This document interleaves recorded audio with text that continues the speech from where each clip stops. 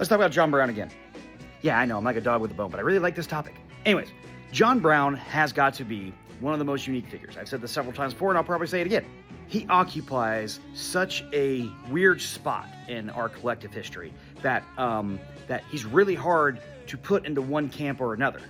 Even today, how we interpret him is very much different than how we interpret other historical figures.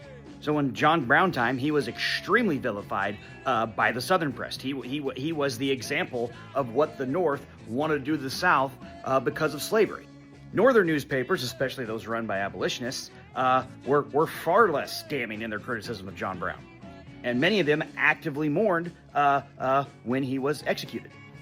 But you also have politicians, mainstream politicians, who very much disagree with him, like Abraham Lincoln.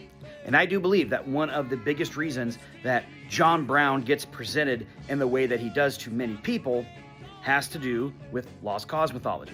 The Lost Cause is that push by the South after the end of the Civil War, one, to portray slavery as not being as bad as it was, but it was awful, it was horrible, there's no other way to describe it, and two, to paint the South as these people who were conquered for genteel reasons, and that the South were these loyal people just standing up for what they believed their rights were, completely ignoring that they were in rebellion against the United States.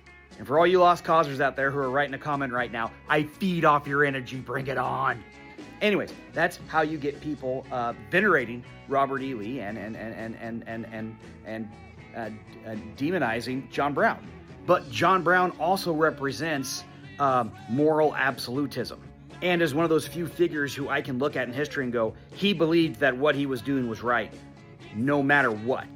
And even if what he was doing was right, the people who are so certain that what they are doing is the right cause, it can be a little scary sometimes. Because if you believe that you are absolutely right, you will go through absolutely any means to achieve that goal.